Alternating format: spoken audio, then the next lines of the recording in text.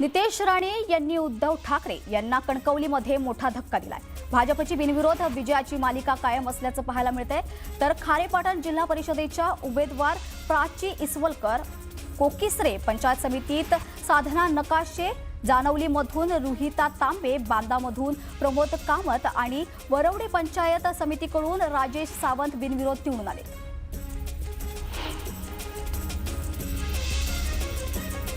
उपमुख्यमंत्री अजित पवार आणि खासदार सुनेत्रा पवार यांनी जिल्हा परिषद निवडणुकीच्या प्रचाराचा शुभारंभ केलाय। सुनेत्रा पवार यांनी कन्हेरी इथल्या मारुती मंदिरात जाऊन दर्शन घेतलं। मावळ तालुक्यातील जिल्हा परिषद आणि पंचायत समितीच्या निवडणूक प्रचारासाठी केंद्रीय राज्यमंत्री मुरलीधर मोहोळ मैदानात उतरलेत। महापालिका निवडणुकीप्रमाणेच भाजप जिल्हा परिषदेवरही आपला झेंडा फडकवेल। पालकमंत्र्यांशिवायही विकास होऊ शकतो असं म्हणत मोहोळ यांनी अजित पवारांवर निशाणा साधलाय। अजितदादांकडे तिजोरीच्या चाव्या आहेत असं सांगत शरद पवारांच्या राष्ट्रवादीचे आमदार अभिजित पाटील यांनी प्रचार केलाय। पंढरपुरात जिल्हा परिषद निवडणुकीच्या प्रचारावेळी त्यांनी असा उघड प्रचार केलाय। तर निधी कमी पडणार नाही असं म्हणत त्यांनी प्रचाराच्या अर्थ खात्याचा देखील उल्लेख केला। नाशिकमधील सिंहस्थ कुंभमेळा कामावर साधू महंतांची नाराजी व्यक्त केली आहे। तर सिंहस्थची कामं चुकीच्या पद्धतीने होत असल्याचा आरोप करण्यात आलाय। सर्व साधू महंत एकत्र येऊन मुख्यमंत्र्यांकडे तक्रार करणार आहेत। बिहार भवनाचं बांधकाम थांबवण्याची ताकद कोणामध्ये नसल्याचं म्हणत बिहारचे मंत्री अशोक चौधरींनी राज ठाकरेंना आव्हान दिलंय। तर राज ठाकरे महाराष्ट्राचे राजा आहेत का? बिहार भवनला होत असलेल्या विरोधावरून अशोक चौधरींनी हा सवाल केलाय। युनुस शेख आणि सेहर शेख आणि उपमुख्यमंत्री एकनाथ शिंदेची ते भेट रद्द झाली आहे। पोलिसांना दिलेल्या पत्रात सेहर शेखनं माफी मागितली आहे। मुंब्रा हिरवा करणार या वक्तव्यावरून वाद निर्माण झाला होता। भविष्यात शरद पवार हे अजित पवारांसह महाविकास आघाडीत येणार असल्याचं विधान संजय राऊतांनी केलंय। दोन्ही राष्ट्रवादीचे विलीनीकरण जवळपास निश्चित झाल्याचंही म्हणाले। तर सत्तेतून अजित पवारांना बाहेर पडावं लागणार असल्याचं मोठं विधान देखील त्यांनी केलंय।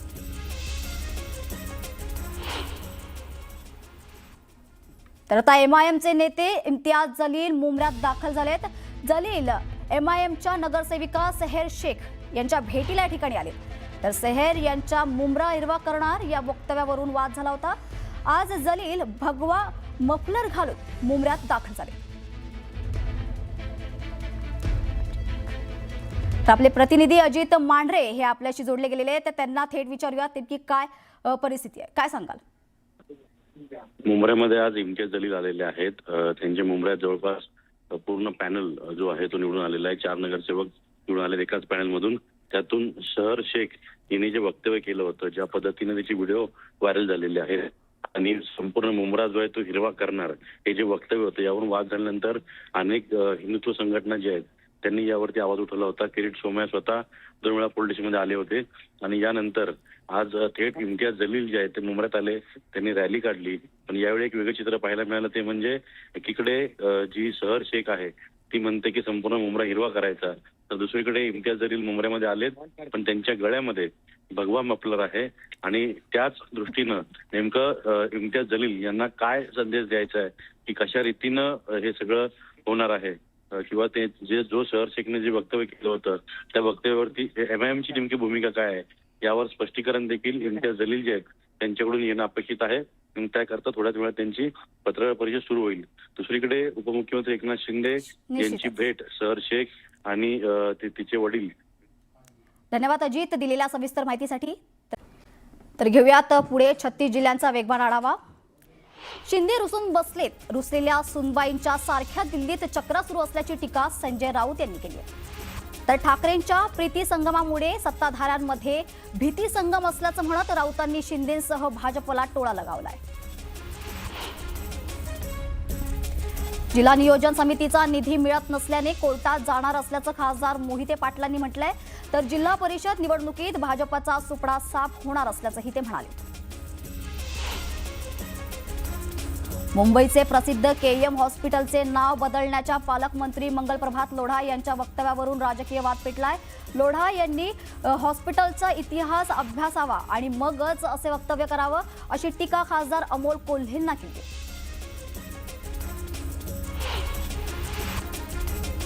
बारामतीमध्ये कृषी विज्ञान केंद्राच्या वतीने आयोजित कृषी प्रदर्शनाचा आज शेवटचा दिवस आहे। खासदार सुनेत्रा पवारांनी प्रदर्शनाची पाहणी केली। यावेळी त्यांच्या सुनबाई ऋतुजा पवार देखील उपस्थित होत्या।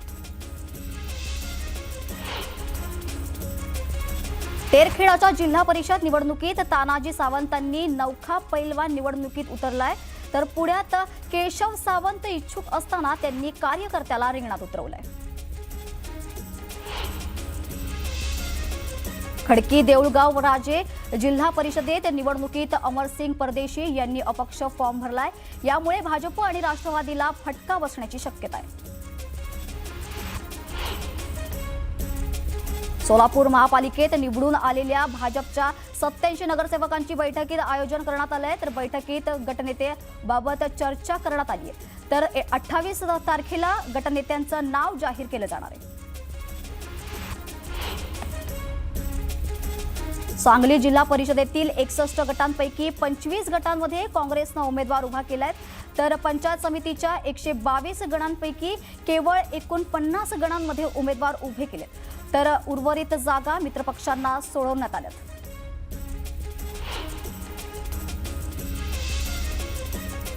मुंबई गोवा महामार्गाच्या वाहतूक कोंडीचा भाजप नेते प्रवीण दरेकरांनी अनुभव आलाय, तर आमदार प्रवीण दरेकर यांनी तब्बल 2.5 तास मुंबई गोवा महामार्गावरती अडकून होते। रायगडमधील इंदापूरमधील वाहतूक कोंडीचा त्यांनाही त्रास झाला। या संदर्भात मुख्यमंत्र्यांना मेसेज केला असून नितीन गडकरींशी ते बोलणार असल्याचं प्रवीण दरेकर यांनी म्हटलंय। जळगावातील अँग्लो उर्दू हायस्कूलमध्ये बनावट कागदपत्रांच्या आधारे उपशिक्षकांची नियुक्ती करत शासनाची आर्थिक फसवणूक केल्याचा प्रकार समोर आलाय। या प्रकरणी नियुक्त उपशिक्षक, संस्थेचे उपाध्यक्ष, माजी मुख्याध्यापक, जिल्हा परिषदेच्या वरिष्ठ सहाय्यक सह 5 जणांवर गुन्हा दाखल करण्यात आलाय। नांदेडमध्ये श्री गुरु तेग बहादूर साबित यांच्या 350व्या शाहिदी पर्वा निमित्तानं सुन हिंद की चादर कार्यक्रमाचं आयोजन करण्यात आलंय, तर मुख्यमंत्री देवेंद्र फडणवीस, योगी आदित्यनाथ, भगवंत मान यांच्यासह दिग्गज नेते देखील उपस्थित राहणार आहेत। मुंबईत माघी गणेशोत्सवाला उत्साहात सुरुवात झाली आहे। यंदाही भक्तांच्या उत्साहात कांदिवलीतील चारकोपचा राजा विराजमान झालाय। भाविकांनी दर्शनासाठी मोठी गर्दी केली आहे। तुळजाभवानी मंदिर संस्थांच्या दानपेटीत चुकून पडलेल्या मौल्यवान वस्तू परत मिळणार नाहीत। तुळजाभवानी मंदिर संस्थांनी हा अजब ठराव पारित केलाय, तर एका भाविकांची अंगठी चुकून दानपेटीत पडली आहे, मात्र संस्थांनी 2017 सालचा ठरावाचा दाखला देत अंगठी देण्यास नकार दिलाय। मुंबई बेंगलोर महामार्गावरील किवळे चौकात मोठी वाहतूक कोंडी पाहायला मिळाली आहे। वाहतूक पोलीस उपस्थित नसल्याने वाहतूक कोंडीवर नियंत्रण ठेवण्यात अडचण येत असून वाहन चालकांना नाहक त्रास सहन करावा लागलाय। तळेगावमध्ये रोजगार मेळाव्याचं आयोजन करण्यात आलंय। यावेळी 300 तरुणांना नियुक्ती पत्र देण्यात आले, तर यावेळी केंद्रीय राज्यमंत्री मुरलीधर मोहोळ यांची देखील उपस्थिती होती।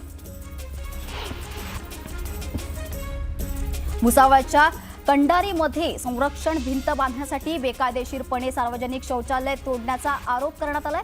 यावेळी ग्रामपंचायत सदस्याने सार्वजनिक बांधकाम विभागाच्या अभियंत्यांना जाब विचारलाय। तातडीनं शौचालय न उभारल्यास 26 जानेवारीला आंदोलन करण्याचा इशारा देखील यावेळी देण्यात आलाय। अमरावती कृषी उत्पन्न बाजार समिती संचालक मंडळ बरखास्त करण्यात आलंय। DDR कडून प्रशासक मंडळाची नियुक्ती करण्यात आली आहे, तर यामुळे आता अमरावती कृषी उत्पन्न बाजार समितीवर प्रशासक राज।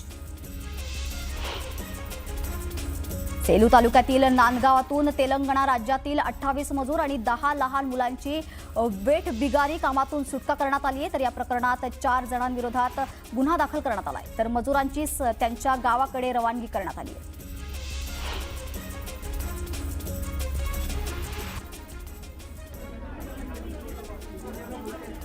तर थेट दृश्य आपण पाहत आहोत। इम्तियाज जलील हे शहर नवनिर्वाचित नगरसेविका सेहर शेख यांना भेटायला गेलेत। आता थेट दृश्य पाहूयात। इम्तियाज जलील यांच्या गळ्यात भगवा मफलर आपण पाहू शकतो। तर आता वाद्याच्या भोवऱ्यात अडकलेली सेहर शेख हिला भेटण्यासाठी इम्तियाज जलील हे या ठिकाणी दाखल झालेत। आपण थेट दृश्य पाहू शकतो। फुलांचा गुच्छ तिला देण्यात येतोय, तर यावेळेस इम्तियाज जलील यांनी गळ्यात भगवा मफलर घातलाय। हिरव्या रंगावरून हा वाद उफाळलेला, तर आता इम्तियाज जलील यांनी भगवा मफलर गळ्यात परिधान केलं. एमआयएमचे नेते इम्तियाज जलील आता मुंब्र्यात दाखल झालेत. नगरसेविका सेहर शेख यांच्या भेटीला जलील या ठिकाणी आलेत आणि गळ्यात भगवा मफलर घालून या ठिकाणी आलेत. ते सेहर यांच्या मुंब्रा हिरवा करण्याच्या वक्तव्यावरून वाद निर्माण झाला होता. यावेळी त्यांनी उपमुख्यमंत्र्यांची भेट देखील घेतली. आता एमआयएमचे नेते इम्तियाज जलील मुंब्र्यात दाखल झाले. त्यासोबत कार्यकर्ते देखील उपस्थित आहेत. थेट दृश्य आपण पाहतोय.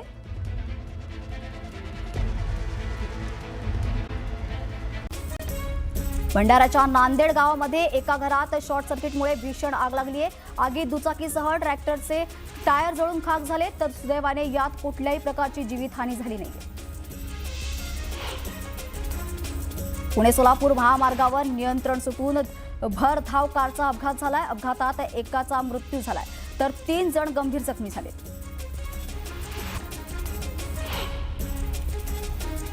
धुळे सोलापूर राष्ट्रीय महामार्गावर इथेनॉल टँकरचा भीषण अपघातानंतर आग लागली आहे, तर आगीत टँकर जळून खाक झालाय.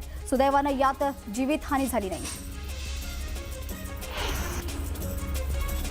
जळगावच्या पाळधीत मध्यरात्रीच्या सुमारास चोरट्यांनी 3 ठिकाणी चोरी केली आहे. चोरट्यांनी रोख रक्कम, सोने चांदीच्या दागिन्यांसह लाखोंचा मुद्देमाल चोरी केलाय, तर या प्रकरणात पोलिसांनी गुन्हा दाखल केलाय.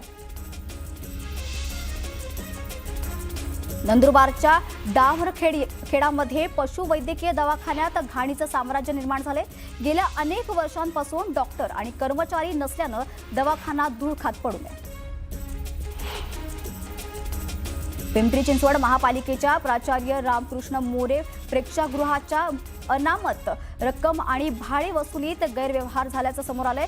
तर क्रीडा विभागातील तब्बल 15 कर्मचाऱ्यांनी 50,70,626 रुपयांचा अपहार केलाय. तर या प्रकरणात तातडीनं कारवाई करण्याची मागणी देखील करण्यात आली आहे. पुण्यात डेटिंग ॲपच्या जाळ्यात अडकून तरुणांना लुटणारी टोळीचा पोलिसांनी पर्दाफाश केलाय. या प्रकरणात पोलिसांनी 5 जणांना अटक केली. त्यांच्याकडून मोबाईल, दागिने आणि गुन्ह्यात वापरलेली वाहनं जप्त करण्यात आली. भुसावळ नगर परिषदेच्या बाळासाहेब ठाकरे बाल उद्यानाची दुरावस्था झाली आहे. तातडीनं उद्यानाची दुरुस्ती करण्याची मागणी देखील करण्यात आली. जळगावच्या चिंचोली इथल्या सबस्टेशन मधून विद्युत पोल चोरीला गेल्याची घटना घडली आहे. तरी अद्यापही गुन्हा दाखल न झाल्यानं सामाजिक कार्यकर्ते संजय वडार यांनी आंदोलन केले. वाशिमच्या चिखली गावात चोरट्यांनी 5 घरामध्ये चोरी केली आहे. यावेळी चोरट्यांनी लाखोंचे ऐवज आणि रोकड लंपास केली आहे. तातडीनं चोरट्यांवर कारवाई करण्याची मागणी करण्यात आली.